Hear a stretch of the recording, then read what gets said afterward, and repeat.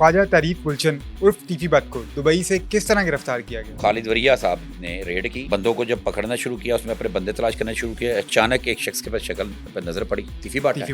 उन्होंने कहा फौरन दुबई पुलिस को कहा जिसको अरेस्ट करेंगे, हमें मतलूब है। सीसीडी की टीम वहाँ मौजूद थी, लाहौर पुलिस ने पकड़ लिया, ये सारे रेड वारंट जारी था। ये सब क्या सराइयाँ हैं। ये एक बड़ा जो होता है ना अन्य बटेरा आया। सीसीडी हुकाम ने पंजाब पुलिस को खत लिख दिया है और कहा है आईजी साहब को कि ये तफ्तीश जो है हमारे हवाले की जाए। अभी तक तो सीसीडी की टीम टीफी बट को गिरफ्तार करने के लिए वहाँ नहीं गई। ऐसा इशू नहीं, ऐसी बात नहीं है कि फौरन से जफर जट साहब जाग गए हैं, उन्होंने बंदा पकड़ा गया तो चिट्ठी लिखो। इस तरह के जितने भी मुकदमे हैं वो ऑटोमेटिक सीसीडी के पास जाने हैं। ये जरूर हो सकता है सीसीडी कहीं पे किसी जगह पे किसी ऑपरेशन में कहीं पे इनको पकड़ ले, चाहे वो टीफी बट हो चाहे गोगी बट हो। टीफी बट साहब जब पाकिस्तान आएंगे तो उनकी मुलाकात उनके साथियों से हो जाएगी। साथियों छुड़वाना हुआ तो मेरा ख्याल एयरपोर्ट से बाहर आते ही वो छुड़वाने पहुंच जाएंगे। अगर दुबई की अदालत टीफी बट साहब को रिहा कर देती है फिर क्या होगा? ये हो भी सकता है वहाँ की कोर्ट उनकी ये बात मान के टैरम दे दें। ये फैसला कर लिया गया है कि अब ये मामला और नहीं चलेंगे, अब इस मामला का हल निकालना पड़ेगा। ये फैसले कर लिए गए हैं।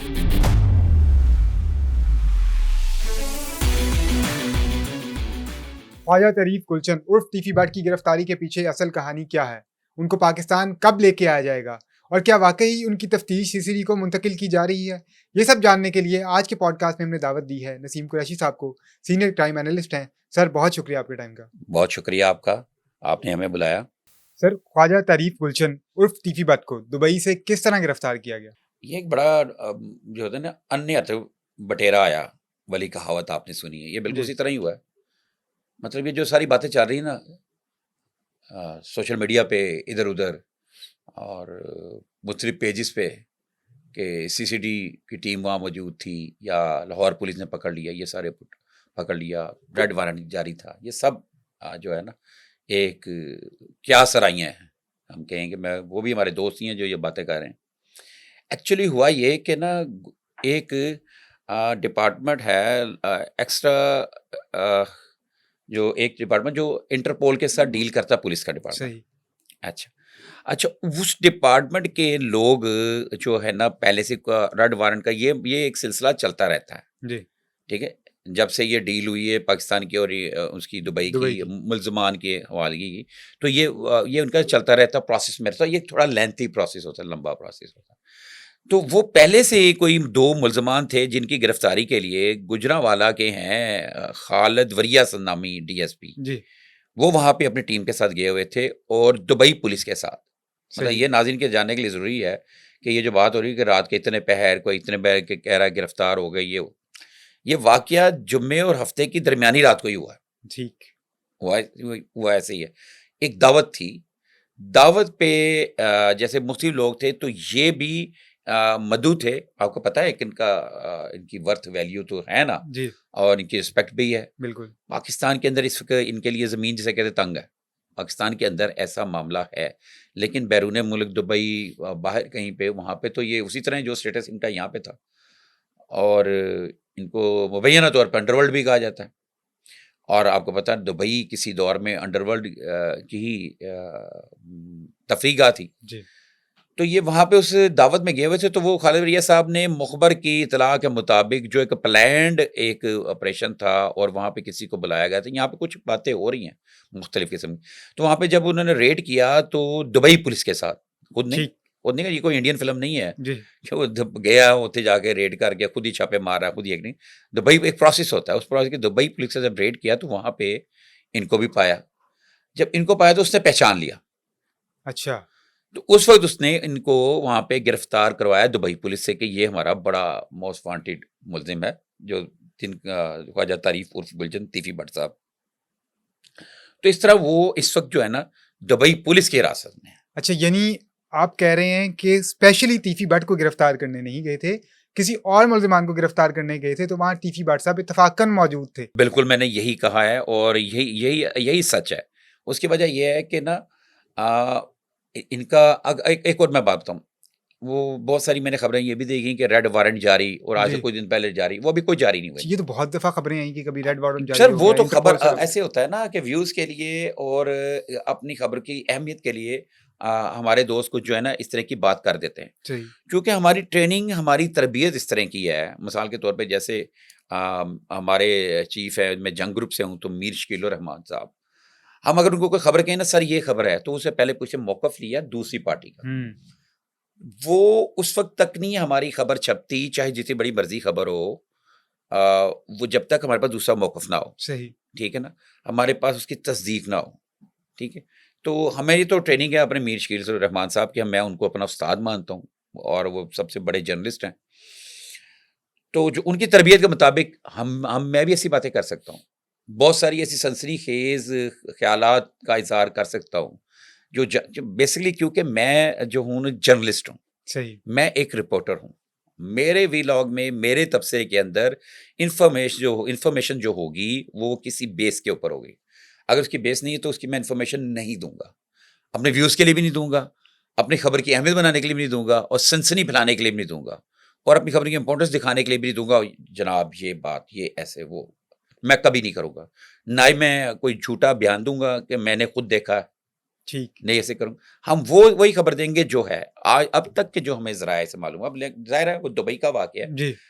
लाहौर का तो नहीं है, गुजरांवाला कराची का तो नहीं, हम अपने किसी नुमाइंदे से, किसी से हम तस्दीक कर लें, लेकिन फिर भी हमने तस्दीक की है, क्योंकि हमने बात के नाज़रीन हमसे एक तवक्को रखते हैं, बिल्कुल। सुनना चाह रहे हैं। और मैं वो तो नहीं हूँ, बस मैं कुछ और काम कर रहा था, तो अचानक मैंने सोचा कि मैं अच्छा बोल सकता हूँ, सही। तो मैं गुफ्तगू शुरू कर दूँ। बिल्कुल। ठीक है ना? तो वो रेड वारंट अभी जारी नहीं हुए थे, अब प्रोसेस उनका शुरू हुआ है। तो जब तक वो प्रोसेस शुरू होगा, वो तब तक दुबई की पुलिस की कस्टडी में रहेंगे, ठीक है। और उनको फौरी तौर पे मेरा ख़्याल आज, अगर वहाँ पे कोर्ट खुली है या कोई आज या कल या मंडे को, उनको रूटीन में कोर्ट के सामने वो पेश करेगी उनकी पुलिस, अच्छा। कि हम जनाब इस रेड के लिए गए थे, इंटरपोल के ज़रिए ये लोग आए थे, इन मुल्ज़िमान के लिए आए हुए थे। तो वहाँ पे इन्होंने इस मुल्ज़िम की निशानदेही की है, तो यह लिहाज़ा हमने अपनी तहवील में लिया है कि ये मोस्ट वांटेड मुल्ज़िम है पाकिस्तान का। इस तरह का, इससे मिलता-जुलता कोई वो अपना जो रिमांड लेके उनको दुबई पुलिस वहाँ पे कोर्ट के में पेश करेगी, फिर वो उनको रखेगी। मतलब कानून है ना, एक सिस्टम अच्छा, है। वैसे दुबई का कानून क्या कहता है कि अगर किसी मुल्ज़िम की गिरफ्तारी के लिए गए हैं और दूसरे केस में भी जो मुल्ज़िम मतलूब है उसको गिरफ्तार कर लिया गया, तो इस तरह के केसेस में दुबई का कानून क्या कहता है? देखिए, कोई भी मुल्क हो, कानून सबका एक जैसा ही होता है मुल्ज़िम के खिलाफ, ठीक। मुल्ज़िम के खिलाफ। अब वहाँ के कानून में इन्होंने साबित करना है कि ये मुल्ज़िम है। सही। ठीक है ना? आपने कई दफ़ा देखा होगा, कई मूवीज़ भी, डॉक्यूमेंट्रीज़ भी, कि एक मुल्क है, उसके सूबे अलग-अलग, स्टेट अलग, जी। अमेरिका, यूएसए की लगा, कि एक वो गाड़ी भाग रहे हैं, उसके पीछे पुलिस की गाड़ी भाग रही है, वो एकदम से उसने एक टोल टैक्स क्रॉस किया है, तो वहाँ के पुलिस की गाड़ियों की ब्रेकें लग गई, मुड़ गई। बिल्कुल। वो स्टेट, उन्होंने कहा हमारा हमारा वो मुल्ज़िम नहीं है, उसके वो निकल गया, वो तो आज़ाद है। अब दुबई में एक चीज़ याद रखिएगा कि ये, जहाँ तक मुझे इन्फॉर्मेशन है, इनके पास बिज़नेस वीज़े हैं। अच्छा। ठीक है ना? ये इनको साबित करना पड़ेगा, हमारी जो फ़ोर्स है, उनको वहाँ पे, कि ये हमारा मुल्ज़िम है, और कि इसके लिए और प्रोसेस शुरू हो गया है। जो मेरी इत्तला तक आई है कि आज देखिए सैटरडे है, सैटरडे को फेडरल अदारे बंद होते हैं, जी। और मे बी पॉसिबल कोई ऐसा सिस्टम हो, हुँ। वरना तो इसका मंडे से प्रोसेस शुरू क्योंकि होगा। दुबई में अमूमी तो जुम्मे की छुट्टी होती है ना? दुबई में जुम्मे की, मैंने पाकिस्तान के अपने जी। इदारों की, फेडरल इदारों की बात कर रहा हूँ, सही, सही। जिन्होंने रेड वारंट, और जो इसका प्रोसेस है, एक टेक्निकल प्रोसेस, ये हमने कोई पत्तों की चुनिया या कराची से तो बंदा नहीं ना पकड़ना जी, ना, बिल्कुल। दुबई से लेके आना है, और बंदा ये पकड़ लिया है, ये खालिद वरिया साहब ने पकड़ा है, इसमें कोई दूसरी बात नहीं है, और ये पंजाब पुलिस के किसी शख्स ने पकड़ा, लेकिन लॉ इसमें ना लाहौर पुलिस है, ना सीसीडी है, अ तो ये उन वहाँ पे मौजूद है ये बस। अच्छा, ये जब तीफी भट्ट साहब की गिरफ्तारी की खबर आई कि गिरफ्तार कर लिया गया, उसके बाद बहुत सारी खबरें जो है वो गर्दिश करने लगी, जिसमें से एक खबर ये भी है कि सीसीडी हुकाम ने पंजाब पुलिस को खत लिख दिया है और कहा है आईजी साहब को कि ये तफ्तीश जो है हमारे हवाले की जाए। और एक खबर ये भी सामने आई कि सीसीडी की टीम लाहौर से रवाना हो गई है दुबई तीफी भट्ट साहब को पाकिस्तान लाने के लिए। यार, मैंने अभी पहले एक बात की, ये कोई इंडियन फ़िल्म नहीं चाह रही, बल्कि अब आपने जो बात कर दी इंडिया की, वो कोई साउथ की कोई माटी सी फ़िल्म की, बुरी सी फ़िल्म है, जिसमें वैसे ही सनसनी अजीब-ओ-गरीब होती है, कि एक बंदा 20 बंदों को गिरा रहा है और एक बस को उठा के फेंक रहा है। सही। ये उस तरह की आपने बात कर दी है वैसे। मैं लेकिन इसको नाज़रीन के लिए ये बात करूँ, जी। हर चीज़ का एक प्रोसेस होता है। अभी तक तो सीसीडी की टीम इनको तीफी भट्ट को गिरफ्तार करने के लिए वहाँ नहीं गई। कल चली जाए, परसों चले, वो एक अलग बात है। ठीक है। ये तो आपका हुआ इस बात का जवाब। दूसरी बात ये है कि सीसीडी के सुहेल ज़फ़र चट्टा साहब ने फ़ौरन चिट्ठी लिख दी। जी। मेरा ये ख़्याल है, मतलब ये मेरा ये ख़्याल है एक बतौर क्राइम रिपोर्टर, ये कोई इतना ऐसा इश्यू नहीं, ऐसी बात नहीं है कि फ़ौरन सुहेल ज़फ़र चट्टा साहब जाग गए हैं, उन्होंने कहा बंदा पकड़ा गया तो चिट्ठी लिखो। देखें, ये जो सीसीडी बनी, जो उसका एक्ट बना, उसके मुताबिक इस तरह के जितने भी मुकदमे हैं, वो ऑटोमेटिक सीसीडी के पास जाने हैं। सही। लेकिन इसकी क्योंकि जेआईटी बनी हुई है, जी। ये लाहौर पुलिस इसको डील कर रही, पंजाब पुलिस डील कर रही, बड़े हाई लेवल पे हो रहा है।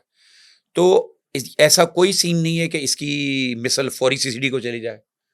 हाँ, ये ज़रूर हो सकता है सीसीडी कहीं पे किसी जगह पे किसी ऑपरेशन में कहीं पे इनको पकड़ ले, चाहे वो तीफी भट्ट हो, चाहे गोगी भट्ट हो, चाहे कोई और मुलज़िम हो, ठीक है ना? क्योंकि इस वक़्त हम बात कर रहे हैं इनके भट्ट बिरादरान की, जी। और बुरा वक़्त भी इन वक़्त इन्हीं का चल रहा है।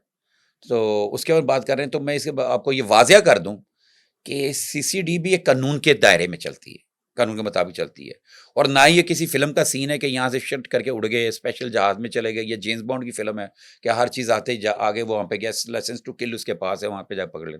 वहाँ पे एक रेड हुई, मैं फिर दोबारा ज़रा बता दूँ, जी। एक रेड हुई, एक फंक्शन चल रहा था, रेड करने के लिए जब गए, भगदड़ मची, भगदड़ क्या मची, वहाँ पे फ्लैट के अंदर था एक कोई होटल के या किसी मार्केट में इवेंट नहीं था, वो छोटी सी कोई दावत थी, जैसे आपस में कोई कुलीग्स या जी। दोस्त या शुगर मोहल्ले वाली दावत होती खाने पीने वाली, जहाँ पे चमकदार लोग होते हैं, तो ऐसी कोई दावत थी, तो उसमें अब जब गई है वहाँ पे भागने भूगने का रास्ता नहीं होता, दुबई में तो वैसे बड़ी सख्ती है, तो वहाँ पे उसने पहचान लिया ना कि ये तो वो है, तो उसको वहाँ पे धर लिया, वो उनके दुबई पुलिस के पास है। और यहाँ पे ये मैं आपको वाज़िया कर दूँ कि वो आपकी या पाकिस्तान पुलिस के कस्टडी में नहीं है, उसके ऊपर अभी कानून जो लागू हो रहे हैं, वो दुबई पुलिस के लागू हो रहे हैं। सही। उसके ऊपर पाकिस्तान का इंटरपोल का कानून तब लागू होगा जब इसके हमारे पास डॉक्यूमेंट होंगे। अगर इनका रेड वारंट जारी हुआ होता, वो उसी वक़्त उसमें गिरफ्तारी डालता और उनसे कस्टडी लेता, कस्टडी लेकर इसको अब तक वो पाकिस्तान ले आए होते। अच्छा सर, ये जो सीसीडी वाला मामला खबरें चल रही हैं, अगर सीसीडी के पास तफ्तीश आ जाती है, तो क्या असर नौ इसकी तफ्तीश की जाएगी या इसको कंटिन्यू किया जाएगा? अच्छा देखें ना, अब सीसीडी के कंट्रोल में ये चीज़ें तब थीं, अगर ये गिरफ्तार ना होते। ठीक है। अब एक चीज़ बारीक समझने वाली लोगों के लिए समझने वाली बात है, लेकिन होने को तो कुछ भी हो सकता है। जी। सीसीडी इश्तिहारियों को पकड़ सकती है, ठीक है। चाहे उसके पास उसका केस है या नहीं है। नहीं है। चाहे ये वाला मीर बराज का केस जेआईटी कर रही हो, ठीक। लेकिन किसको पकड़ेगी? इश्तिहारी मुल्ज़मान। इश्तिहारी को। अब ये तो इश्तिहारी तो नहीं रहे। अगर ये तीफी भट्ट साहब आ जाते हैं सही। और ये तो जेआईटी के आगे केस चलेगा ना, इन्वेस्टिगेशन होगी। तो अब ये जो इन्वेस्टिगेशन है, जो भी इन्वेस्टिगेशन होती है, जो फैसला आता है, अगर इनकी पार्टी जैसे ख्वाजा अजहर गुलशन उनके भाई जी। हैं, वो अगर चैलेंज करते हैं उस इन्वेस्टिगेशन को, ठीक। तो फिर एक और इन्वेस्टिगेशन बनेगी जो सीसीडी से भी ऊपर की होगी, इस जेआईटी से भी ऊपर की होगी। ठीक। तो सीसीडी के पास फिर भी केस नहीं आना। ये जो मैं टेक्निकल चीज समझ रहा हूं, जो मैं बात कर रहा हूं, लेकिन एक बात है, सीसीडी कहीं भी इनकाउंटर करने जा सकती है और इश्तिहारी के खिलाफ, लेकिन यहां पे एक बरीक कानूनी लाइन आ गई कि जब तक ये सीसीडी के तहवील में नहीं आते, तो वो जो लोग जो बात कर रहे हैं, जो क्या सलाहियां कर रहे हैं कि इसके साथी छुड़वाने आ जाएंगे, साथी छुड़वाने आ जाएंगे, वो सीसीडी तो नहीं करने लगी, कोई और एजेंसी करे तो वो एक अलग बात है, वो हमें नहीं मालूम, लेकिन ये मुमकिन नहीं है। ठीक। अब सीसीडी के वो उसमें हाथ में नहीं है। और बाकी रही बात आपकी कि अगर सीसीडी को ये रेफर होता है, सीसीडी नए सिरे से करेगी। सीसीडी जेआईटी के आगे इन्वेस्टिगेशन के लिहाज से वो एक छोटी शाय है इस वक्त। सही। आम मर्डर केस या आम केस उसके पास जाए, कोई वाकया हुआ जिसकी जेआईटी नहीं बनी हुई, तो सीसीडी उससे ऊपर है। ठीक। अब आप मेरी बात समझ हो गए, नाज़रीन भी समझ गए होंगे सही। कि इतनी जल्दी से, क्योंकि ये तो जेआईटी कर रही है ना, सीसीडी के पास तो केस ही नहीं है। सही। सीसीडी इसमें दखलंदाजी कर सकती है उस सूरत में अगर ये फरार हो जाए, अगर ये फरार हो जाए पुलिस कस्टडी से, तो ये सीसीडी पकड़ सकती है, कोई भी एजेंसी पकड़ सकती है जिसके हाथ में, जैसे कि ये अभी वहां पे दुबई में हुआ जी। कि फड़नगे से कुछ वो अन्य बटेरा आ गया वाली गाल हो गई कि रोला पे आके पढ़ लेते, सारी सोशल मीडिया भरा पड़ा हुआ है। हमारा पता नहीं आपका ये कब पब्लिश हो, इससे पहले पता नहीं और क्या क्या चीजें हो गई हों। सही। सही। ठीक है ना जी। अच्छा, एक और खबर भी तीफी भट्ट साहब की गिरफ्तारी की फौरन बाद सामने आई। बहुत से यूट्यूबर्स ने एक अपने व्लॉग्स किया और उसमें ये कहा कि इस बात का खदशा है कि तीफी भट्ट साहब जब पाकिस्तान आएंगे तो उनकी मुलाकात उनके साथियों से हो जाएगी। अब देखो बात ये है कि मैं कि यहाँ पे थोड़ी सी एक बात आपको थोड़ी सी हमने पहले पॉडकास्ट में बात की, मैं थोड़ी समझा दूँ बात, अब ये समझने की कोशिश कीजिए। इस वक़्त सोशल मीडिया पहले ये सोशल मीडिया के आने तक ना मुस्तनिद अखबारात थे, जी, चैनल थे, उनकी एक पॉलिसीज़ थी। कुछ ना चाहते भी कोई इस तरह के ब्लंडर नहीं कर सकता था। अब तो कोई पॉलिसी नहीं है, अब सिंगल मैन शो हैं। अल्लाह की मेहरबानी किसी के व्यूज़ बहुत ज़्यादा हैं, वो जिस टाइप की वो गुफ्तगू करते हैं उसके के सुनने वाले लोग बहुत ज़्यादा हैं, तो लोग पसंद करते हैं, उनके व्यूज़ भी ज़्यादा हैं और इसी वक़्त पेशन गोइयाँ भी वही लोग कर रहे हैं। मैं बहुत से लोगों को इतराज़ है उन लोगों पे ना, लेकिन मैं उन पर दोस्तों को कहता हूँ यार उन्होंने मेहनत की है, तो ठीक है अल्लाह ने उनको इज़्ज़त दी, कोई बात नहीं। लेकिन ये गोगी भट्ट भट्ट बरादरान और वो टीपू फैमिली, ट्रक्का वाली फैमिली, ये दोनों नो डाउट आपके लाहौर के एक सबसे बड़े अंडरवर्ल्ड ग्रुप थे। जिसको अंडरवर्ल्ड मैं इस वजह से कह रहा हूँ कि उनको कहा जाता है जिनकी कोई दहशत होती है या जिनके नाम पे बात होती है। मतलब मुझे अच्छी तरह पता है, हमारे कुछ दोस्त हैं, मुश्तरका दोस्त हैं जो कुछ टीपू बरादरान के हैं, कुछ इधर के लोग हैं जो बताते हैं कि मेरे आप एक दो अपने भी एक्सपीरियंस है कि जो फैसला कहीं पे नहीं ना होता इनके डेरों पे हो जाता है। सही। जो फैसला पुलिस नहीं करा सकती, कोर्ट नहीं करा सकती, इनके डेरों पे, लिहाजा से इनकी रिस्पेक्ट वैल्यू तो है। इसी तरह इन इन लोगों के अपने-अपने एक हल्का अहबाब है जिसमें इनके हल्के में जर्नलिस्ट भी होते हैं, पुलिस वाले भी होते हैं और वुकला भी होते हैं। और लोग भी होते हैं, मैं उनका नाम एहतरामन नहीं लेना चाह रहा, ठीक है? इनके अपने-अपने हल्के में होते हैं और वक़्त चलता है। इस वक़्त जो खराब जा रहा है ये भट्ट ब्रादरन का, लेकिन जो जर्नलिस्ट या जो मैंने बताया ये इन्फ्लुएंसर जो जी, अपनी ख्वाहिश, ये इनकी ख्वाहिशात हैं बहुत सारी, जो बातें करते हैं और दूसरी अपनी वफ़ादारियाँ शो कर रहे हैं और सम टाइम बाज़ ऐसे मासूम किस्म के लोग होते हैं, कहते हैं ना बेवकूफ़ दोस्त से अक्लमंद अक्लमंद दुश्मन दुश्मन बेहतर बेहतर है। बेहतर होता है और बेवकूफ़ दोस्त का पता नहीं होता किस वक़्त क्या कर दे। जैसे वो एक एग्ज़ाम्पल है कि यूँ करके पंखा चल रहा था तो जब नाक पे मक्खी बैठ गई उसने तलवार से नाक की वाड़ दी, बादशाह दी। क्योंकि बेवकूफ़ था, जी, अगर वही अक्लमंद होता तो वो कुछ और करता। तो वो कुछ ऐसे जो व्लॉग्स वगैरह ये कर रहे हैं ना इस वक़्त, अब मुझे तो आप देखें ना ये वाला केस तो ऐसे लगता है किसी कोर्ट में या किसी जेआईटी की मिसल पे नहीं है। ये यूट्यूब के और सोशल मीडिया। सोशल मीडिया के टिकटॉक पे, यूट्यूब पे और फेसबुक के पेजेस पे चल रहा है। वहीं पे जिसके पास इन्फॉर्मेशन है, जो अच्छी चर्ब ज़बानी कर लेता है, जो अच्छी गुफ्तगू कर लेता है, तो उसके व्यूज़ भी ज़्यादा आ रहे हैं, उसकी गुफ्तगू भी ऐसे जा रहा है, चाहे उसने मैंने बेपैरा मारी हो। वैसे अब कानून में इस चीज़ों में आ रहा है। लेकिन खराबी ये हो जाती है क्योंकि अब ये लोगों के फॉलोअर इतने ज़्यादा हो चुके हुए हैं, वो आम जेन्युइन जर्नलिस्ट हमारे बहुत सारे ऐसे हैं, उनके मेरे समेत उनके इतने सब्सक्राइबर नहीं है। तो इन लोगों के बहुत ज़्यादा हो चुके हुए हैं, ये मैटर करने लग पड़े हैं और सही। इनको समझ इन इन्होंने अपनी गुंजाइश जगह बना ली है और वक़्त के साथ तब्दीली आई है और हम भी मान लें यही वजह है कि मैं इनको मेरे से कोई बात करता है ना, इनके अगेंस्ट अक्सर करते हैं। बहुत सारे हमारे जो जर्नलिस्ट हैं इनके अगेंस्ट बात करते हैं, यार ये क्या है, ये फलाना है, ढिमकाना। मैं कहता हूँ नहीं यार, अगला मेहनत कर रहे हैं, काम कर रहे हैं। आप देखें आपको फ़ौरी इन्फॉर्मेशन दे रहे हैं। ठीक है, वो 20 इन्फॉर्मेशन देते हैं जिसमें से 10 खराब होती है, 10 ठीक भी तो होती हैं। वेल इन्फॉर्म रखते हैं। तो उसमें मेरा कहने का मकसद ये था, जो लोग तो इनके हक के हैं, जो इनके साइड हैं, भट्ट ब्रदर के साथ हैं, उन्होंने तो सफ़े मातम बिछा दिया फ़ौरन। जी, उन्होंने इस तरह की गुफ्तगू करनी शुरू कर दी कि इनके साथी पकड़ लेंगे, साथी फिर पकड़ लेंगे, ये पकड़ लेंगे, वो पकड़ लेंगे। चूँकि पीछे प्रैक्टिस थी वो नज़र आ रही है कि बड़े-बड़े मुलज़िम जैसे शाह गैंग जो था, फैसलाबाद का, फैसलाबाद द वाला शाह 4 गैंग, भाई जो थे। मैं बताऊँ आपको, जहाँ तक मेरे इल्म में, वो शाह गैंग वहाँ का सबसे रिस्पेक्टेबल भी लोग थे वो। हर अच्छा। बंदा उनको सलाम भी करता। हुँ, लेकिन ऐसा सवाल आया, उनमें बहुत सारे लोग डिस्कस करते हैं वहाँ की सीसीडी के हवाले से कि वो जी, दिन उनके मुखालफों के साथ थे, ये थे, वो थे। मैं इसके बाला-तर बात करता हूँ। लेकिन वो देखें उनका सफाया हुआ। इस तरह और बड़े ऐसे लोगों का ये जो चूंग में जो एक 4 कोई मुल्ज़िमान मारे थे अच्छा, जो एक वहाँ जो ज़्यादती एक वाले। लड़की के साथ उन्होंने रेप किया जी, था जी, और एक को बोला खाना लेकर आओ, बिल्कुल। वो भी बड़े बासर लोग थे, उनके खिलाफ कोई शिकायत ही नहीं होती थी और बड़ी जी, देर से ऐसी हरकतें कर रहे थे। डेरेदारी थी उनकी वहाँ पे। डेरेदारी थी, क्या थी, उनकी वीडियो वायरल हो गई और जी, काबू आ गए, ठीक है ना? और लड़की चली गई खुद से हिम्मत करके। तो ये जो चीज़ें जो चल रही हैं ना इस वक़्त, ये जो एक सोशल मीडिया ट्रायल है, इसमें कोई ऐसी ज़रूरी बात नहीं है कि इतना हाई प्रोफ़ाइल केसेज़ के फौरी तौर पे इसके मुल्ज़िम, अगर वो साथियों ने छुड़वाना हुआ तो मेरा ख़्याल है एयरपोर्ट से बाहर आते ही वो छुड़वाने पहुँच जाएँगे।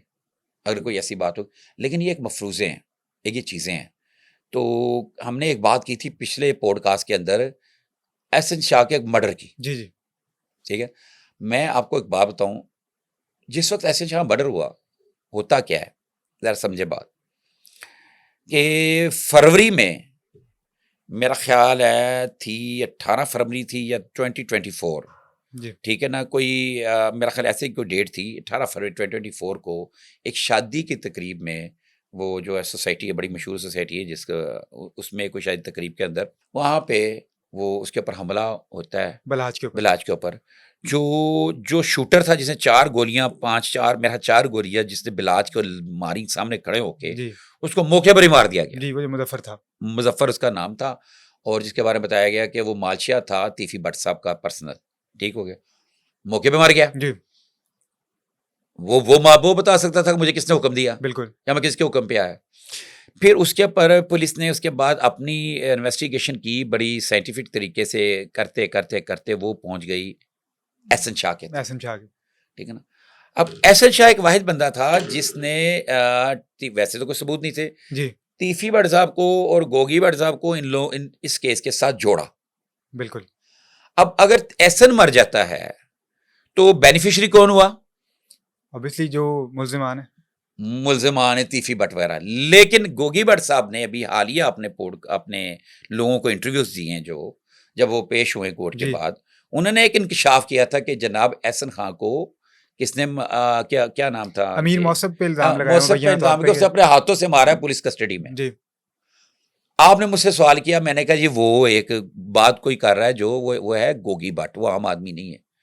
तो उसकी बात पे मैं तबसरा नहीं कर सकता, वो कुछ भी हो सकता है। जी, जब ये बात सामने आई थी ना, तो उस वक़्त एक चीज़ समझ में आ रही थी कि वो देखो मेन वो मुल्ज़िम था, मेन मुल्ज़िम था। तो एह उसी वक़्त जब ये था ना कि उसने मरवाया, जी, खुद मारा जाके, तो उस वक़्त मुझे एक चीज़ समझ में आई, एक चीज़ अपने एक्सपीरियंस के मुताबिक, कि बेनिफिशियरी उसके मरने के तो भट्ट बरादरान है। अगर वो जी, मर जाता है, वही बता रहा लिंक कर रहा है ना उनको जी, 109 में कि इन्होंने दस्या सी, अदरवाइज़ तो कोई सबूत नहीं है। इससे बालातर गोगी भट्ट को कसूरवार अपनी उसमें कर दिया है, जेआईटी में। जेआईटी में कर दिया। देखो उसमें 2-3 बातें हैं, कुछ हमारे दोस्त ये भी बात कर रहे हैं कि मुल्ज़िम को और उसको आमने-सामने कराना ज़रूरी होता है। ठीक है। ठीक है? मुल्ज़िम तो कभी नहीं कहना कि मैंने कत्ल जी, किया है। और इन्वेस्टिगेशन किसे कहते हैं? इन्वेस्टिगेशन में उन्होंने किया ना, उन्होंने कोई ऐसे पॉइंट रखे होंगे जिस वजह से कर दिया। लेकिन मेन मुल्ज़िम जो था, एहसन शाह था, जिसका एनकाउंटर में मारा जाता है, मुबैना एनकाउंटर में, फेक एनकाउंटर में, जो भी आप कह लें, वो मारा गया, अपने दोस्तों के हाथों मारा गया, जिसमें उसके उसके अपने भाई के ऊपर ही मुकदमा हो गया, ठीक जी, है? जो बाद में उस वक़्त तक उन्होंने फिर लिख के दिया पुलिस को कि ऐसी कोई केस ज़िक्र नहीं कराएँगे, तो फिर उन्हें जान खलासी हुई। लेकिन फैमिली पूरी डिस्टर्ब हो गई। मतलब अहसन खान की बीवी का नहीं पता किधर है, वो बाकी लोग किधर हैं, तो काफ़ी लोग वो डिस्टर्ब हो गए। तो उसके मरने का बेनिफिशियरी भट्ट साहब थे, भट्ट बरादरान थे, ठीक है ना? और भट्ट बरादरान ने कहा जी ਉਹਨੂੰ ਅਸੀਂ नहीं मारिया, ਇੱਥੋਂ ਤੇ ਗੱਲ क्लियर हो गई। ਉਹਨਾਂ ने पुलिस कस्टडी च ਉਹਨਾਂ ने जी, मारिया। तो उसमें यहाँ पे एक चीज़ लगता है कि जो अगर वो मारा है, इससे जो भट्ट साहब कह रहे, को भट्ट साहब कह रहे थे, वो गोगी भट्ट कह रहा था, आम आदमी नहीं कह रहा था। कोई वो छोटा-मोटा आदमी नहीं है, उसकी जो भी है, उसकी अपनी एक रिस्पेक्ट है। उसकी मुँह से कही हुई बात वैल्यू रखती है, सही। ठीक है ना? मतलब मैं ये वाज़ह कर दूँ कि मेरा ना गोगी भट्ट साहब से कोई ताल्लुक है और ना ही दूसरी बरादरी से। मेरे इनसे कोई ज़ाती ताल्लुकात नहीं है। ना कोई दोस्तियाँ हैं, ना टेलीफ़ोन पे बातचीत है, ना गपशप है। जैसे हमारे दोस्त दावा करते हैं, मैं उन्हें गल कीती है, कीती, वो कीती। हम जो बात करते हैं, जो बात करता हूँ, जो मैं अपनी बात कर रहा हूँ, हम वो बात करते हैं जो तहकीक के ऊपर, रिसर्च के ऊपर जो मौजूद है। उसमें ये सोशल मीडिया की भी चीज़ें मौजूद हैं उसमें, सही। और जो कुछ हक़ाइक़ चल रहे हैं, हम उसके ऊपर बात करते हैं। हम ना तो किसी की साइड मारूँगा, ना हम किसी के अगेंस्ट बात करेंगे। हम जो हक़ाइक़ पे मबनी है, वही बात करेंगे। तो वहाँ पे मुझे उसी वक़्त एक स्मेल आई थी कि जो मुद्दई पार्टी है, अगर वो जो गोगी भट्ट कह रहे हैं, अगर ठीक कह रहे हैं, तो इसका मतलब उनको उसकी ज़रूरत ही नहीं है। जो अभी जो आपने सवाल किया है, ये उस हुँ, सवाल का जवाब है कि सही। उनको दोस्त मिल जाएँगे। अच्छा, दूसरा यही इसी से मैं एक चीज़ ऐड करना चाहूँगा कि जब प्रेस कॉन्फ्रेंस थी बच्चू बलवान साहब की, तो वहाँ पे ये सवाल मैंने किया कि एहसन शाह का जो मुबैना तौर पे जो पुलिस मुकाबला हुआ है, उसका इल्ज़ाम आप लोगों पे लगाया है गोगी भट्ट वगैरह ने, तो उस पे उन्होंने ये जवाब दिया कि इसका जवाब आप पुलिस से जाके लें।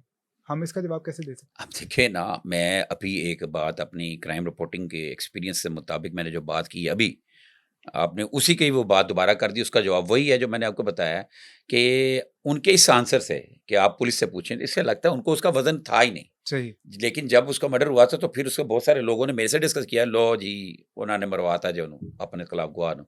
लेकिन वो तो न्याय कट्टा खुल गया। हुँ, उन्होंने कहा जनाब ये तो उन्होंने किया है, और आपने मुझसे क्वेश्चन भी किया। तो मैंने कहा जी गोगी भट्ट साहब कह रहे थे कुछ भी हो सकता है, अब जी। हम इसमें क्या कह सकते हैं, ना थे, ना मैं ये कहूँगा हाँ ठीक कह रहे हैं, ना मैं कहूँगा गलत कह रहे हैं। मैं तो कहूँगा बस एक ठीक है, उन्होंने बात की, ये उनका मौक़िफ़ है, मेरा मौक़िफ़ नहीं है। अच्छा, हम बलाज टीपू और तीफ़ी भट्ट के केस के ऊपर आने से पहले एक सवाल मैं ये करना चाहूँगा कि तीफ़ी भट्ट साहब दुबई में ही क्यों मुकीम थे? क्योंकि दुबई के साथ तो उनको पता है कि पाकिस्तान का मुआहिदा 9 मई के बाद हुआ था कि मुल्ज़िमान को हवाले किया जाएगा मुल्क में। तो वो तीफ़ी भट्ट साहब के पास और मुल्क में जाने के भी चांसेस थे। दुबई में किस तरह के ट्रैप करके लाया गया था? क्या तरीके? अच्छा, ये एक अच्छा क्वेश्चन है। ये लोगों के सवालात हैं, माइंड में जी, सवालात हैं कि तीफ़ी भट्ट साहब बड़े समझदार शख्सियत है, मतलब वो कोई ऐसे जिन्हें कहते हैं ना, पहले गिली थां प्यार ना रखन वाले, और ताजर रहनुमा भी, और बहुत सारे मामलात में, और अपनी दुश्मनदारियों में भी आज तक, मतलब पहली दफ़ा ऐसे हुआ है कि गोगी भट्ट कसूरवार लिखे गए हैं, वरना आज हुँ, तक इनके जो डायरेक्ट मर्डर केस जो इनके ऊपर है, इनको कभी भी किसी ने लिखा नहीं गया। तो ये क्वेश्चन मार्क है कि ये दुबई में क्या कर रहे थे मसूफ़? जी, जहाँ तक हमें अब हमारे पीर साहब ने बताया है कि ये लंदन से मेरा है या कहाँ से, बहरहाल किसी दूसरे मुल्क का वीज़े की मियाद को एक्सटेंड करने के लिए दुबई आए थे। ठीक है। जब इस तरह के लोग दुबई आते हैं, इनके होश बहुत ज़्यादा होते हैं, ठीक है ना? मैंने हम पहले बात बताई जी, है। लोग अच्छा फ़ील करते हैं, प्यार करते हैं इनसे मोहब्बत करते हैं लोग वहाँ पे।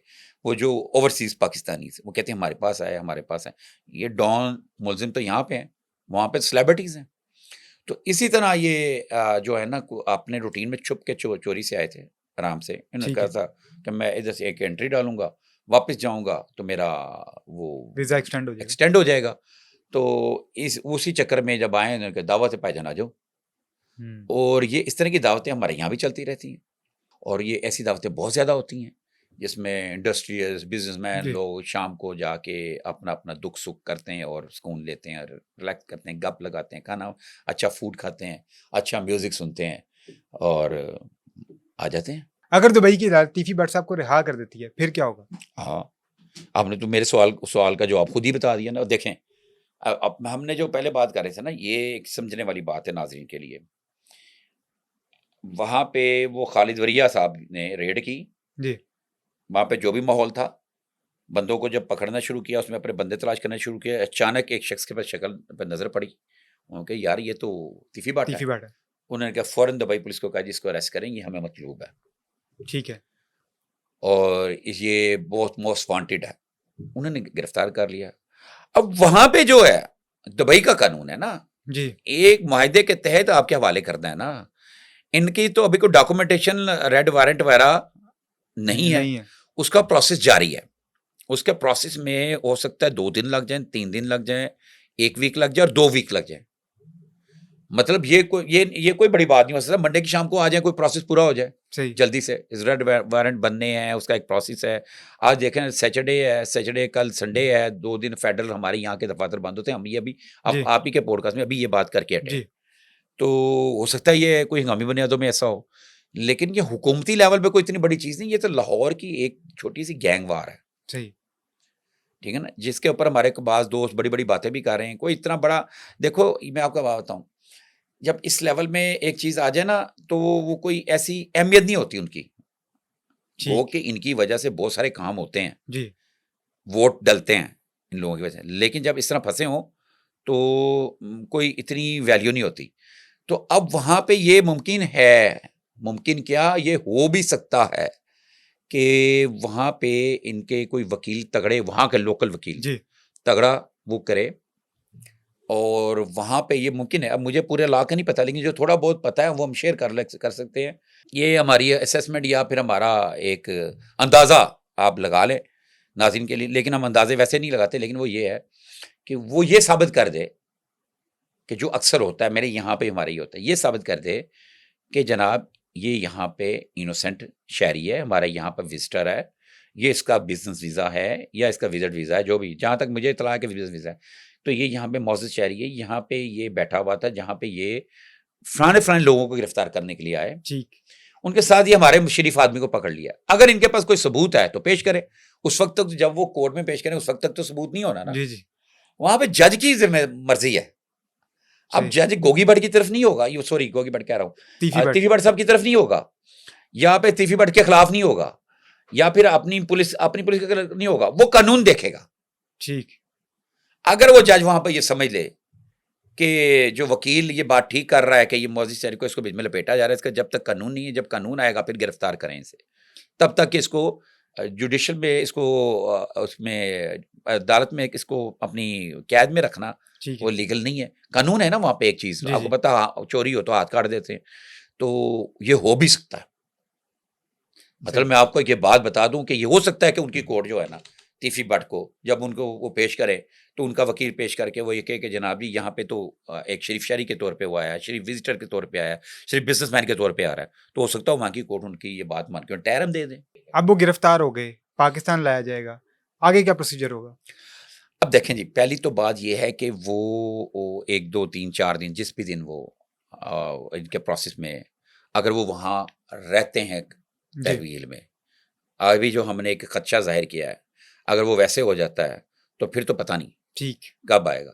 लेकिन अब तो ये आएँगे, यहाँ पर आएँगे, यहाँ पर आने के बाद उनको सबसे पहले उनको गिरफ्तारी डलेगी थाना चुंग में, चुंग में, ठीक है ना? वो चुंग में जब गिरफ्तारी डलेगी, फिर वो सीसीडी के पास नहीं होंगे, वो होंगे जेआईटी के हवाले से लाहौर पुलिस के पास, ठीक, इन्वेस्टिगेशन पुलिस की हिरासत में। हिरासत में, तो वो इन्वेस्टिगेशन पुलिस की हिरासत में वो जो फिर जो इस लेवल के मुलज़िम के साथ जो किया जाता है सलूक, क्योंकि ये अरेस्ट हैं, गोगी बस भट्ट साहब की जो बेल चल रही, बेल अभी चल रही है, जी, अभी वो कन्फर्म नहीं हुई, ठीक है? उन्होंने प्रेस कॉन्फ्रेंस में अपने खदशात देखें, मैं आपको एक यहाँ पे एक बात बताना चाहता हूँ, नाज़रीन को क्लियर करना चाहता हूँ। कातिल है कोई, डकैत है, रेपिस्ट है, मनशियात फ़रोश है, जो भी जुर्म किया हुआ है। हमारा पेनल कोड पाकिस्तान का जो हमारा आइन है, उसको पूरी की पूरी उसके हकूक़ हैं उस मुल्ज़म के कि वो बेल प्रियस ब्रेक बेल कराए, ठीक है, गिरफ्तारी के बाद बेल कराए जी, और बेल करा के अपनी सफाई पेश करें। सही, वो कातिल है या नहीं, ये बात की बात है, ये अदालतों ने बताना है। तो उनको इस प्रोसेस में उनको पेश किया जाएगा और वो शामिल होंगे इस प्रोसेस में। अच्छा बलाच कत्ल केस के हवाले से अगर हम बात करें, फरवरी 2024, 20 माह गुजर चुके हैं, गोगी भट्ट साहब अचानक पाकिस्तान आते हैं, ज़मानत करवाते हैं, खुद को पेश करते हैं जेएटी के सामने और उसके फ़ौरन कुछ अरसे बाद ही तीफी भट्ट गिरफ्तार हो जाते हैं और ये जो सारे मामला चल रहे हैं, मुख्तलिफ खबरें और भी आ रही हैं, तो ऐसा तासुर आया था कि कानून अब सबके लिए बराबर हो गया। किसने कहा आपको ये तासुर आया? आम आदमी का तासुर तो यही है ना। ये आपकी ख्वाहिश है और ये मेरी भी ख्वाहिश है अच्छा, कि ऐसे होना चाहिए। देखें मैं अब चले मैं हल्की-फुल्की बात करता हूँ मैं, लेकिन ज़्यादा नहीं करना चाहिए क्योंकि हो सकता है हमारी किसी गुफ्तगू से किसी के ऊपर जी, कोई असर ना पड़े, क्योंकि हमें बात करनी पड़ती है, क्योंकि अब ये अ, गिरफ्तारी के बाद ये एक अदालती मैटर हो जाएगा, क्योंकि आते ही इनको पेश करेंगे वो कोर्ट में फौरी तौर पे, जब जैसे ही वो आएँगे उसके 24 घंटे के अंदर पाकिस्तान लैंड करने के बाद। ठीक है, और अभी पुलिस पुलिस की जो पाकिस्तानी पुलिस के हवाले वहाँ पे नहीं हुए, हमने जो पहले अच्छा, बात की है हमारी इतलात के मुताबिक, अब तक की इतला के मुताबिक आगे होने को कुछ भी हो सकता है। इस तरह की जब बातें होती हैं ना, अब ये एक जी, जुडिशल केस हो गया, वहाँ पे गिरफ्तार होंगे, आएंगे तो कोर्ट में उनको पेश किया जाएगा, तो हमें मैं ये समझता हूँ कि हमें बड़ी मुहतात अंदाज में बात करनी चाहिए, ना तो कोई हमें क्लू देने चाहिए, ना जी, हमें कोई रास्ते बताने चाहिए, हमें सिर्फ इन्फॉर्मेशन शेयर करनी चाहिए। ठीक, एक जैसे छोटी सी बात है कि जैसे हाफजाबाद में एक केस हुआ था, कितने मुलजम थे उसमें, 4 मुल्ज़िमात, तो कितने पुलिस मुकाबले मारे गए 3, और उसमें कोई एक मरकज़ी मुलज़म भी था। जी, जी, 3 मरे थे इनकाउंटर में, पुलिस मुकाबलों में। तो जो उनमें उसके जो बच गया था उसके हवाले से क्या दावा कर रहे थे वो? वो यही इल्ज़ाम मुबैना तौर पे उन्होंने लगाया था कि वो मालदार है और हम गरीब थे, इसलिए हमारे जो मुल्ज़मान थे मारे तो गए। देखो ना, इसके ऊपर हमारी उससे कोई लेना-देना नहीं, ना हम वहाँ पे, जी। हमने एक छोटी-सी बात है। तो कहाँ पे ये हुआ कि कानून सबके लिए बराबर है, हुँ, सही। ठीक है ना? अब यहाँ पे एक बात हो रही है कि बात सब सुन रहे हैं। गोगी भट्ट साहब ने जो पॉडकास्ट किए, तमाम चैनल्स ने अपने व्यूज़ के लिए जी, फौरी भाग के पहले के लिए उनकी जो जो उन्होंने कहा उन्होंने नशर किया, नेशनल चैनल पे भी और सोशल मीडिया पे भी, कि वो क्या कह रहे हैं। इनकी जगह कोई और आम आदमी होता, वो कहता कि मेरे साथ ज़्यादती हो रही, मुझे मार देंगे, तो क्या चैनल इस ज़िम्मेदारी से जाके इंटरव्यू करते? नहीं। अब यहाँ पे एक बात आएगी, वो सेलिब्रिटी है, तो इसका मतलब है हमारे यहाँ पे सेलिब्रिटी पावरफुल, मालदार, सरमायादार, सोर्सेबल, ताकतवर और कमज़ोर आदमी के हवाले से उसको डील करने में फ़र्क मौजूद है। अच्छा, अब इस केस के पस मंज़र की तरफ हम आते हैं कि मुबैना तौर पे आपने बताया कि इल्ज़ाम क्या है तीफ़ी भट्ट साहब के ऊपर। सुलह की बातें भी चल रही थी, बलाज का बहुत ताल्लुक बन गया था तीफ़ी भट्ट साहब के साथ। ये बहुत सारी खबरें आई कि वीडियो कॉल पे भी बात हुआ करती थी, आपस में मामलात भी डिस्कस होते थे। फिर अचानक एकदम से क्या हो गया? देखें जी, पहले तो बात ये है कि अभी जो मैं अब ये गोगी भट्ट साहब के जो इंटरव्यूज़ थे उसमें उन्होंने जो चीज़ दिखाई ना, एक उन्होंने जब उन्होंने कहा जी आप, उन्होंने 7 एफआईआर्स दिखाई। जी। जब कोई शख्स किसी की बुराई करता है ओपन मीडिया प्लेटफ़ॉर्म के ऊपर, तो उससे तो नहीं लगता इनकी कभी मोहब्बतें होंगी, हुँ, ठीक है? साथ में उन्होंने ये भी बात की कि हमारी दुश्मनी कोई नहीं। जी, जब दुश्मनी नहीं तो सुलह किस चीज़ की होगी? सही। तीफ़ी भट्ट साहब भी यही कहते हैं अपने इंटरव्यूज़ में कि दुश्मनी नहीं है। तो फिर सुलह किस चीज़ की होगी? दुश्मनी उसके लिए, सुलह के लिए कोई लड़ाई झगड़े का होना ज़रूरी है। लेकिन जब ये दावा कर रहे हैं कि नहीं है, तो इसमें हम क्या कह सकते हैं? ये तो वही बताएँगे कि क्यों सुलह नहीं होगी। मैं और आप तो एवें ही यहाँ पे बैठे तबसरे करने लग पड़े, उनका फैमिली मैटर है, उनका झगड़ा है, लड़ाई है या नहीं है। जो उन्होंने मीडिया पर बात की मैंने उसको आपको बता दिया, एक आसान-सा, कि उन्होंने 6 उसकी एफआईआर दिखाई, जिससे ये ज़ाहिर नहीं होता कि इनकी कभी मोहब्बतें रही हों। वो एक बता रहे ठीक हैं कि है। ये उसकी 6 एफआईआर हैं, कि 7 एफआईआर से जो भी थी उन्होंने दिखाई थी। और दूसरी बात उन्होंने ये दावा किया था हमारी दुश्मनी कोई नहीं है, ठीक है जी। और ये भी उन्होंने दावा किया था हमारे अपने बड़े भाई जो उनके कज़न हैं, ख्वाजा अज़हर गुलशन, जी, उनसे हमारे बोलचाल बड़ी देर ब से बंद है। बंद है। और अभी आप बता रहे थे कि उनकी वॉइस नोट उन्होंने रात को उन्होंने जारी वॉइस किया नोट है किया कि है, तो उसके ऊपर मैं ये कहूँगा कि हर बंदे का राइट है अपने अपनों की हिफाज़त करने का, और ठीक। या खुद के बचाने के लिए हाथ-पाँव मारने का। अच्छा, ये जो गिरफ्तारियाँ हो रही हैं या जो लोग जेआईटी के सामने पेश हो रहे हैं, ये जो सारी खबरें आ रही हैं, आपको नहीं लगता कि कुछ जगहों पे ये फैसला कर लिया गया है कि अब ये मामलात और नहीं चलेंगे, अब इस मामलात का हल निकालना पड़ेगा? हाँ, ये बिल्कुल मेरे इल्म में भी ये बात है। ये फ़ैसले कर लिए गए हैं और इसी वजह से देखें ना, एक छोटी-सी मैं बात बताता हूँ भई। नेफ़े में पिस्टल चलना। जी, मुझे आप एक बात बताओ, ये सरेआम लड़कियों को छेड़ते हुए यूँ करके हाथ मार के टच कर दिया, या फिर किसी छोटी बच्ची के साथ नाज़ेबा हरकत करते हुए पकड़े गए और उसका अगर केस चलता है पुलिस में, तो जी। क्या होता है? मुझे आप थोड़ी-सी नज़रकशी करें, आप भी माशाल्लाह काफ़ी नज़र रखते हैं। लेकिन केस चलेगा तो पहले फोरेंसिक होगा, उसकी 2 महीने बाद रिपोर्ट आएगी, क्योंकि यहाँ पे रिपोर्ट आने में भी बहुत टाइम लगता है। फिर उसका ट्रायल होगा और जाके कुछ 6 महीने, साल बाद या इससे भी ज़्यादा टाइम लग सकता है। उसको सज़ा सुनाई जाएगी या बेकसूर करार दिया जाएगा। अब मैं अपनी क्राइम रिपोर्टिंग के एक्सपीरियंस के मुताबिक बात बताता जी, हूँ। मैं ये नहीं कहूँगा मैंने सुना है, मेरी डिस्कशन हुई भी होगी, लेकिन मैं किसी को शो नहीं करूँगा। मैं आपको एक बात बताता हूँ, क्योंकि पॉडकास्ट के अंदर खबर नहीं, इन्फॉर्मेशन खबर तो होती है, जी, उसके बाद तबसरे और तज्ज़िये भी होते हैं, और वो हम ईमानदारी से देते हैं, कोशिश करते हैं कि उसमें कोई ऐसी चीज़ ना हो कि हम व्यूज़ के लिए कोई झूठ बोलें, पैनिक क्रिएट हो या वाह-वाह हो हमारी। एक कहीं न कहीं पे ये सोचना पड़ता है। जैसे कि हमें अभी बातें कुछ और भी हो रही हैं, बात काफ़ी लंबी हो जाएगी, लेकिन मैं थोड़ी मुख्तसर बात करता हूँ। और ये कहीं न कहीं पे ये फैसला किया गया, हाँ, इसका कोई हल होना चाहिए। क्या हल? कि डकैत पकड़े जाते थे, जी, डकैत पकड़े जाते थे, 6-6 माह रहते थे, और 6 माह के अंदर क्या होता था कि उसने डकैती की फलाने घर में, वहाँ से ज़ेवर उसने 10 तोले या 20 तोले या 100 तोले जितना भी तोना लिया, वो 6 माह के अंदर उससे पूछ लिया कि वो तू लिया सी सोले कि उन्हें क्या जी मैं चेन दे दी अपनी सहेली नूं, ठीक है, ठीक है। ए दिते मैं फलाने ज्वेलर नूं, ठीक है, ए पैसे मैं देते फलाने नूं, सही, सोना इत्थे देता। अब क्या होता है वो सहेली पकड़ी गई, ठीक है। सहेली कोलों जो कुछ भी चेन होया बरामद हो चेन गई, भी बरामद हो गई ते नाल सहेली दे चाहण वाले ने किसी होर ने कुछ तोहफे और ताए, तोहफा ताज देते। ਉਹ ਸੁਨਹਿਰਾ ਫੜਿਆ ਗਿਆ, ਸੁਨਹਿਰੇ ਲਿੱਤਰ ਪੋਲਾ ਕੀਤਾ, ठीक है, ਸੁਨਹਿਰੇ ਕੋਲੋਂ ਗੋਲਡ ਵਾਪਸ ਲਿਆ, ਬਲਕਿ ਡਬਲ ਲਿਆ। सही, ਇਹੋ ਜਿਹੀਆਂ ਮੁਬੈਨਾ ਤੌਰ ਤੇ ਚੀਜ਼ਾਂ ਦੀ ਸ਼ਿਕਾਇਤ ਸੀਨੀਅਰ ਅਫਸਰਾਂ आते तक पहुंची। जी, उन्होंने क्या किया, अब सफेद जबर जटा साहब आए, उन्होंने कहा कोई किसी को तफ्तीश कोई अपने पास नहीं रखेगा।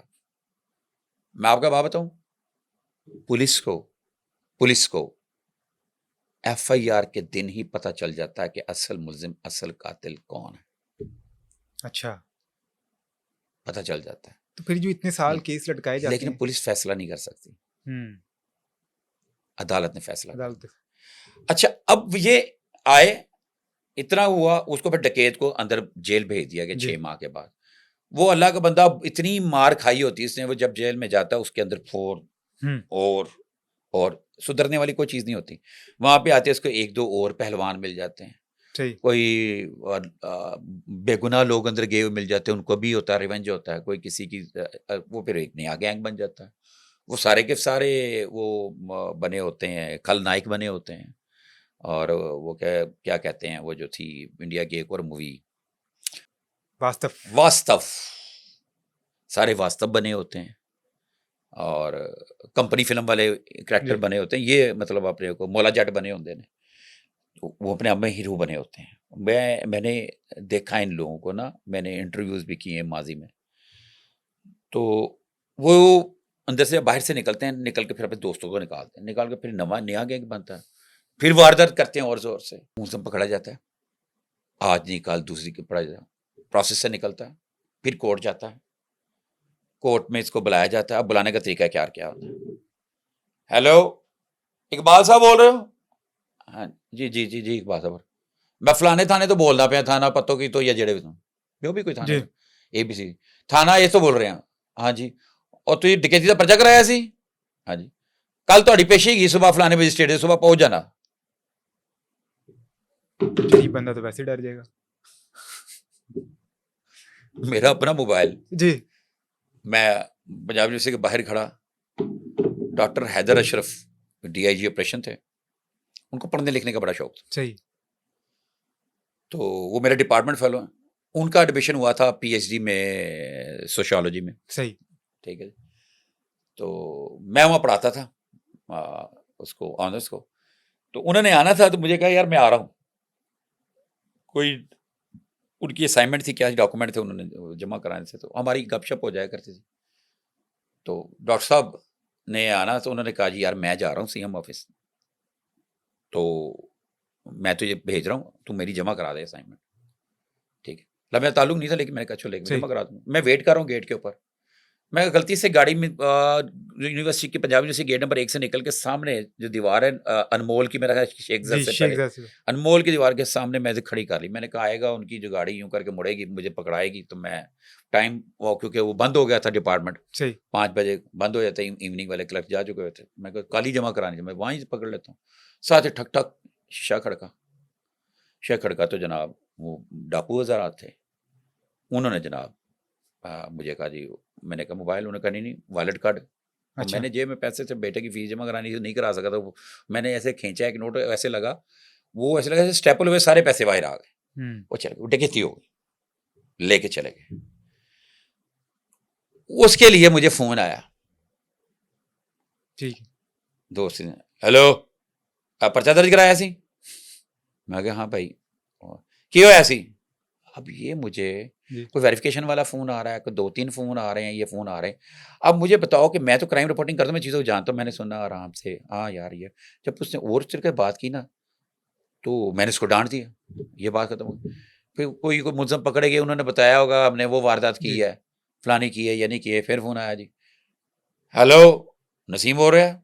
मैं कहा फलाना फलाना फलाना रहंदे हो? मैं कहा हाँ जी। मैं क्या हुआ भाई? थाना मुस्लिम टाउन तो बोल रहे हैं। मैं क्या अच्छा भाई सही।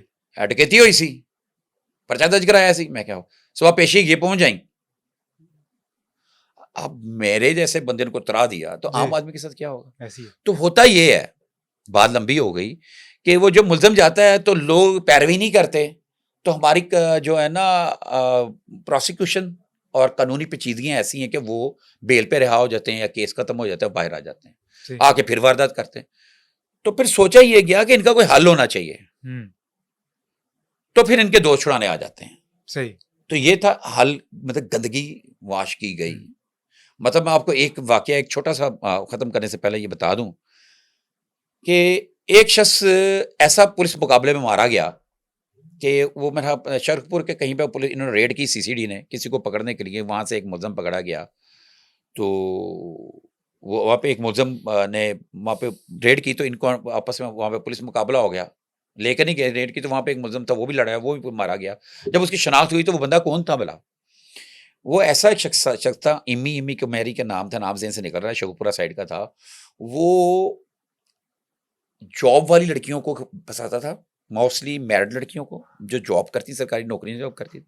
उनको वो ट्रैप करता था, ट्रैप करके उनके साथ जब कोई ऐसा तन्हाई का लम्हा होता था, उसकी वीडियो बना लिया करता था। फिर उसके बाद ब्लैकमेल करता था उन्हें।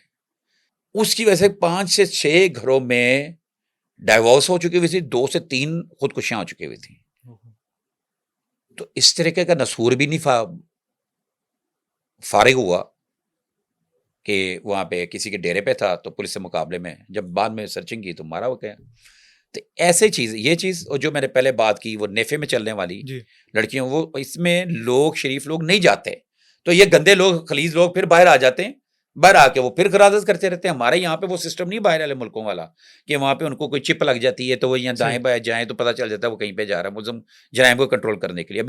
अभी हमारे ये चीज़ें हो रही हैं, जैसे-जैसे आगे ये सीसीडी बन गई और अदारे बन गए और बहुत सारी चीज़ें ये भी आ जाएँगी। और ये चिप वाली बात हमने बहुत पहले ब्रेक की थी, ये चिप वाली बात भी आने वाली है। अच्छा, हाँ, ये चिप बाकायदा लगेगी, जो आदी मुल्ज़िम हो गए। और इसका सीसीडी के पास होगा? इसका रिकॉर्ड है, एक सर्वर होगा जिसमें इसको पता चल जाएगा ये इसको कहाँ पे जा रहा है, क्या वारदात कर रहा है, पता चलेगा अगर ये कहीं पे वारदात करेगा। वो चिप बाहर नहीं निकाल सकता, अगर चिप को हुँ, डिस्ट्रॉय करेगा तो पता चल जाएगा। सही। ये इन फ्यूचर आ रहा है, ये आपके मैं इसमें खबर बता रहा हूँ कि जो भी खतरनाक मुल्ज़िम होंगे उनकी चिप लगा करेगी और वो चिप के ज़रिए पुलिस उनको कंट्रोल करेगी। अगर वो चिप बाहर निकालेगा ऑपरेशन से तो पता चल जाए। और अगर कहीं पे वारदात में पता चले पड़ इससे क्राइम कंट्रोल होता है। तो वो नेफे में जो पिस्टल चलने से पुलिस ने लोगों ने इतना अप्रिशिएट किया, हुँ, इतना अप्रिशिएट किया, और कई ऐसे वाक़यों में जैसे चूंग वाले वाक़ये में बड़ा जी। अप्रिशिएट किया, वो अफ़ज़ाबाद वाले वाक़ये में बड़ा अप्रिशिएट किया। तो अप्रिशिएट किया वो इसी इसी वजह से किया।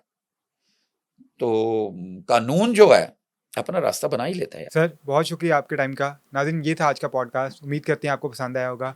अपनी कीमती राय का इज़हार कमेंट सेक्शन में ज़रूर कीजिएगा। मुझे दीजिए इजाज़त। अल्लाह हाफ़िज़।